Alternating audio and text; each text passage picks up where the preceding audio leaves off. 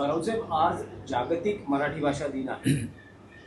त्यानिमित्त शिवसेना उद्धव बाळासाहेब ठाकरे पक्षाचा काही कार्यक्रम, उद्धव ठाकरे काही मार्गदर्शन करणं अपेक्षित. काय आजचा कार्यक्रमाचं स्वरूप आहे आणि भूमिका काय जागतिक मराठी भाषा दिनाची? आज मराठी भाषा दिन आहे. कुसुमाग्रजांच्या जन्मदिवशी हा दिवस साजरा केला जातो अनेक वर्ष. आणि मराठी भाषेसाठी साहित्य, लेखन, कला, कविता, नाट्य, मराठी सिनेमा या सगळ्यांसाठी हा दिवस प्रेरणादायी आहे. कारण कुसुमाग्रजांनी नाटक लिहिलं, कविता लिहिल्या, गद्य पद्य सर्व लेखन केलं. त्याच्यामुळे आज मला कोणतरी सांगितलं की सरकारने विश्व मराठी साहित्य संमेलन ठेवलेलं आहे. उद्योगमंत्री उदय सामंत यांच्या नेतृत्वाखाली. ते मराठी भाषेचे मंत्रीसुद्धा आहेत. कालच विधानसभेत एक बातमी पाहिली मी की महाराष्ट्रातल्या जवळजवळ 300 मराठी शाळा बंद पडलेल्या आहेत. 300च्या आसपास, 288 वगैरे आहेत. 300 मराठी शाळा बंद पडल्या. आणि आमच्या राज्याचे मुख्यमंत्री ओरडून सांगत आहेत, मुंबईत, महाराष्ट्रात मराठी भाषेचीच सक्ती राहील. जर मराठी भाषेचीच सक्ती राहील असं जर तुम्ही म्हणताय तर शाळा बंद का पडल्या? याचं उत्तर त्याने देणं गरजेचं आहे की मराठी शाळा बंद का पडल्या? जिल्हा परिषदेच्या मराठी शाळा बंद पडत आहेत. चंद्रपूर, गडचिरोलीपर्यंत मराठी शाळा का बंद पडत आहेत? का आदिवासींची मुलंसुद्धा इंग्रजी शाळेत जायला लागली का? हे ढोंग आहे. मुळात प्रशासनातले बडे अधिकारी, बडे सरकारी कर्मचारी, राजकारणी, सत्ताधारी, आमदार, खासदार यांचीच मुलं मराठी माध्यमातून जात नसतील, शिकत नसतील, तर मग तुम्ही इतरांवर सक्ती जी करताय ती निरर्थक आहे. आधी तुम्ही तुमच्यापासून सुरुवात का केली नाही? मुख्यमंत्र्यांची मुलं कुठल्या शाळेत शिकतात? मी असं म्हणत नाही, मी टीका करत नाही. आम्ही अभिमानाने सांगतो की संजय राऊतांच्या मुली मराठी शाळेतच शिकल्या आणि आम्ही त्यांना हट्टानं मराठी शाळेतच टाकलं. अशी किती राजकारण्यांनी, मंत्र्यांनी, आमदारांनी, खासदारांनी, प्रशासकीय अधिकाऱ्यांनी आपल्या मुलांना मराठी माध्यमाच्या शाळेत शिकून पुढे नेलं? तर त्याचं उत्तर नाही असंच आहे. आपण स्वतःच्या घरामध्ये मराठीचं अस्तित्व ठेवायचं नाही आणि मग राज्यकर्ते म्हणून आम्ही मराठीचे ताबूत बडवायचे. हे जोपर्यंत थांबत नाही तोपर्यंत मराठीची सक्ती या विधानसभेतल्या घोषणांना काही अर्थ असेल असं मला दिसत नाही. अर्थात तुम्ही हे केलं तरी मराठी भाषेची घोडदौड काही थांबत नाही, हे लक्षात घ्या. अभिजात मराठी भाषेचा दर्जा वगैरे तुम्ही दिलात, त्याचा फायदा काय? आजही महाराष्ट्रामध्ये मराठी भाषा ही व्यापार उद्योगाची भाषा झालेली नाही. आजही व्यापार उद्योगाची भाषा ही गुजरातची आणि अडाणीची आणि अंबानीचीच आहे. ती जोपर्यंत पाटील, भोसले, कुलकर्णी, बरं का, म्हात्रे, राऊत यांची भाषा होत नाही तोपर्यंत मराठी भाषेची घोडदौड आणि मराठी माणसाची घोडदौड होणार नाही. बाळासाहेब ठाकरेंनी त्यासाठी शिवसेनेची स्थापना केली. बाळासाहेब ठाकरे शिवसेना प्रमुखांनी जी मराठीसाठी जी शिवसेनेची स्थापना केली ती त्यासाठी. राजकारणात आणि प्रशासनामध्ये मराठी भाषा राहिली पाहिजे तर मराठी माणूस उद्योग व्यवसायात टिकेल. मराठी माणसाला रोजगार मिळेल, नोकऱ्या मिळतील.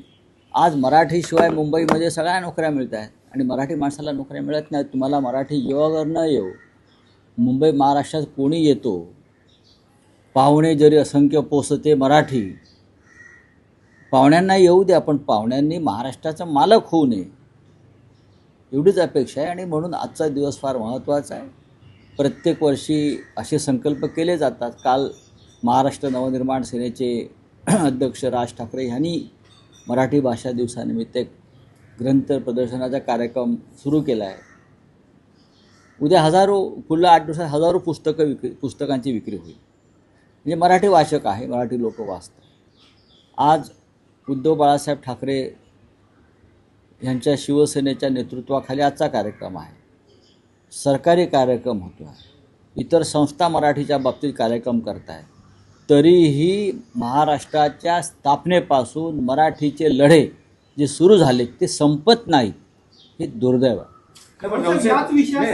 या संदर्भात 5 जुलैला ज्या मराठी भाषा अस्मिता आणि हिंदी सक्तीचा विरोध या मुद्द्यावर ठाकरे बंधूंची युती झाली. राजकीय युती सोडा, पण एका व्यासपीठावर आले ज्या मुद्द्याने. काल मुख्यमंत्र्यांनी पुराव्यानिशी विधानसभेमध्ये हिंदी सक्ती कशी उद्धव ठाकरे मुख्यमंत्री असताना त्यांच्या नेतृत्वाखालील मंत्रिमंडळाने घेतली हे पुराव्यानिशी आकडेवारीनिशी जाहीर केलं.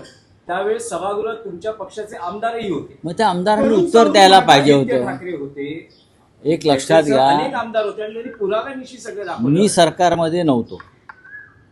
जे सरकारमध्ये होते त्यांनी ह्याला उत्तर दिलं पाहिजे. कारण हा एक शासकीय मुद्दा आहे, शासकीय अध्यादेशाचा मुद्दा आहे. शासकीय मिनिट्स त्याच्यामध्ये जर असतील तर हे घडलं असेल किंवा घडलं नसेल त्याच्यावर जे सरकारमध्ये होते किंवा जे विधिमंडळात उपस्थित होते त्यांनी उत्तर द्यायला पाहिजे. किंवा आज माननीय उद्धव साहेबांचं भाषण आहे ते उत्तर देतील. नाही, पण राऊत साहेब, तुम्हाला विचारण्याचं प्रश्न हा विचारण्यामागचं कारण हे आहे, शासकीय स्तरावर ही उत्तरं दिली जातील. आमदार देतील, मुख्यमंत्री देतील, उद्धव ठाकरे देतील. पण ठाकरे बंधूंच्या युतीमध्ये तुमचा महत्वाचा वाटा आहे किंवा योगदान आहे आणि तुम्ही दुवा म्हणून ठाकरे बंधूंमध्ये काम केलेलं आहे. त्यामुळे स्वाभाविक आहे तुम्हाला हा प्रश्न आपण विचारलात. याबद्दल आजच्या मराठी भाषा दिनी मी आपलं अभिनंदन करतो, आभार मानतो. पण महाराष्ट्रावर हिंदीची सक्ती करू नये. सरकारी कागद काय म्हणतो त्या कागदाची अंमलबजावणी कधीच झाली नाही. उलट ही सक्ती जेव्हा केंद्र सरकारनं करण्याचा प्रयत्न केला तेव्हा माननीय उद्धव ठाकरे व माननीय राज ठाकरे यांनी हातात हात घालून, बरं का, खांद्याला खांदा भिडवून या सक्तीविरुद्ध एक संघर्ष केला. हे सुद्धा मुख्यमंत्र्यांना समजून घेतलं पाहिजे ना. कागद कसले दाखवत्या विधिमंडळामध्ये, कागद असे आम्ही खूप कागद दाखवू शकतो. हां, तुम्ही कागदावर चालत असाल, आम्ही जमिनीवर चालतो. नाही, पण मुळात जे धोरण उद्धव ठाकरेंनी जाणलं त्याच्या विरोधात उद्धव ठाकरे लढत होते. कारण मुख्यमंत्र्यांचं असं म्हणणं आहे की महाराष्ट्रात सक्ती ही फक्त मराठीचीच होती. मग उद्धव ठाकरे किंवा बाळासाहेब ठाकरे वेगळं काय म्हणत होते किंवा राज ठाकरे वेगळं काय सांगतायत? ही सक्ती केंद्र सरकारने केलेली आहे हे कसे विसरतायत देवेंद्र फडणवीस? त्रिभाषा सूत्रीचा दबाव हे नरेंद्र मोदी आणि अमित शहाने आणला आणि राज्यांवर दबाव आले, राज्य संघर्ष करत राहिली. हे फडणवीस सांगायला विसरत आहेत. ही त्रिभाषा सूत्री ही जी आहे, हिंदी, मराठी, अन्य वगैरे सगळं, त्याच्याविरुद्ध तेव्हा संपूर्ण देशच संघर्ष करत होता ना. दक्षिणेतली राज्य, पश्चिम बंगाल, महाराष्ट्र, कर्नाटक या सगळ्या राज्याने आवाज उठवला त्यावेळेला. महाराष्ट्र आणि तामिळनाडूनं जास्त आवाज उठवला, बंगालनं जास्त जोरात आवाज उठवला. फडणवीस हे सांगायला कसं काय नेमकं विसरतात? फडणवीस ज्या गोष्टी सांगायला पाहिजेत आवर्जून त्या सांगायला विसरतात आणि मुख्यमंत्री म्हणून त्यांच्याकडे जे कागद असतात, बरं का, तेवढ्या फायली काढून ते लोकांना दाखवतात. पण त्यानंतरचा संघर्ष मराठीसाठी झालेला हिंदी सक्तीच्या विरोधात, त्याच्यावरती बोलत नाही आहेत. याला ढोंग म्हणतात मराठी भाषेमध्ये. आज जो मराठी भाषा दिवस आहे त्या मराठी भाषेत या त्यांच्या वर्तणुकीला शुद्ध ढोंग म्हटलं जातं.